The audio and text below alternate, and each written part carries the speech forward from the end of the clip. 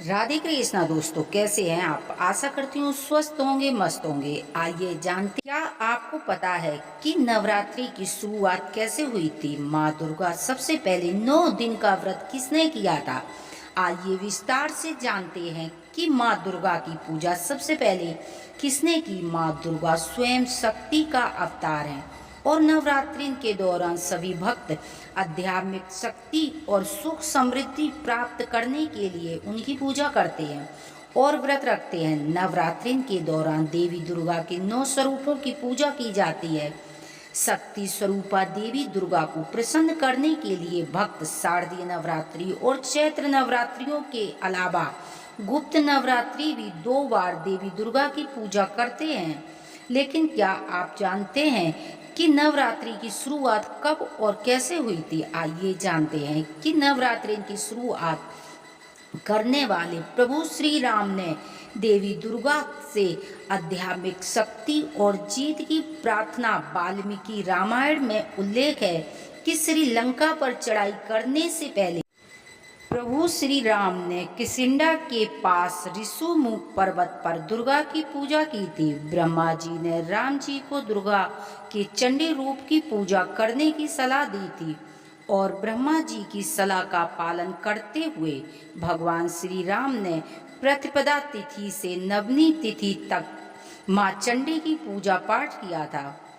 चंडी पूजा के साथ ही ब्रह्मा जी ने राम जी से कहा कि आपकी पूजा तभी सफल होगी जब आप चंडी पूजा और हवन करेंगे। इसके लिए 108 नीले कमल भी चढ़ाने होते हैं। नीला कमल दुर्बल माना जाता है। राम जी ने अपनी सेना की मदद से इन 108 नीले कमल ढूंढ लिए, लेकिन जब रावण को पता चला कि राम चंडी देवी की पूजा कर रहे हैं और नीले कमल की खोज कर रहे हैं, तो उसने अपनी जादुई शक्तियों से कमलों को छुपा दिया, गायब कर दिया।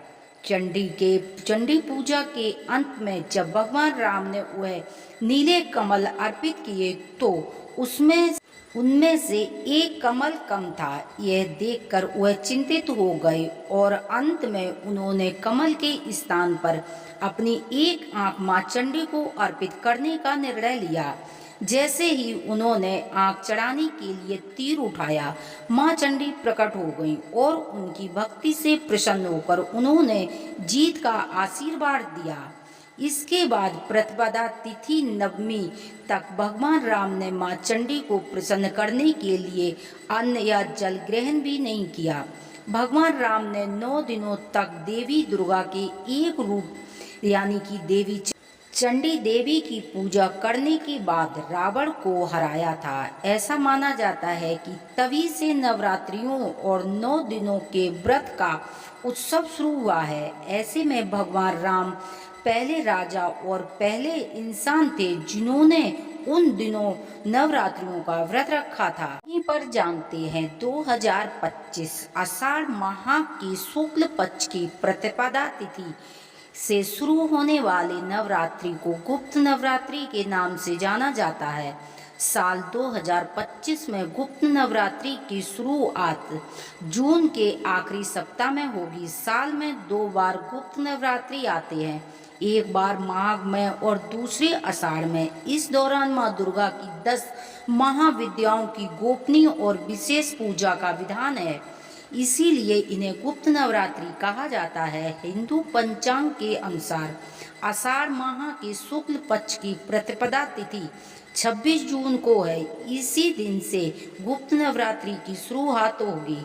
घट स्थापना नवरात्रि के पहले दिन होती है, इसीलिए 26 जून को यही शुभ कार्य किया जाएगा।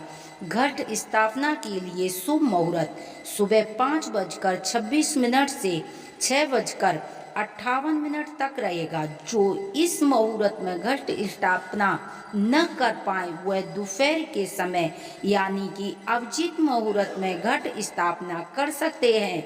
अभिजीत मुहूर्त इस दिन 11:56 से 12:53 तक रहेगा। इस तरह से प्रत्येक नवरात्रि के दौरान माँ दुर्गा के 9 रूपों की पूजा की जाती है उसी तरह गुप्त नवरात्रियों में 10 महाविद्याओं की साधना की जाती है। इन 10 महाविद्याओं में महाकाली, तारा, त्रिपुर सुंदरी, भुवनेश्वरी, छिन्नमस्ता, त्रिपुर भैरवी, धूमावती, माँ बंगलामुखी, माँ तंडी और कमला देवी शामिल हैं। 10 महाविद्याओं की साधना करने से ऊर्जा, ज्ञान, कला, रूप और मोक्ष की प्राप्ति होती है। गुप्त नवरात्रियों के दौरान तांत्रिक साधनाएं, मंत्र, सिद्धियां भी माता की पूजा करने से प्राप्ति होती है। गुप्त नवरात्रि के दौरान माता की 10 महाविद्याओं की साधना के साथ ही दुर्गा सप्तशती का पाठ करना चाहिए। वह श्री दुर्गा चालीसा और देवी का मातम का पाठ करना चाहिए। आपको शुभ फलों की प्राप्ति होगी। अगर आप पाठ करना संभव न हो तो सात्विक का पालन करते हुए इस दौरान माँ का ध्यान साधना जरूर करें। गुप्त नवरात्रियों में दान पुण्य करने का विशेष महत्व है और इससे माँ का आशीर्वाद प्राप्त होता है। यदि हमारी जानकारी आपको पसंद आती हो प्लीज चैनल को सब्सक्राइब करें, वीडियो को लाइक करें। हर हर महादेव की जय। बोलो मैया पार्वती की जय।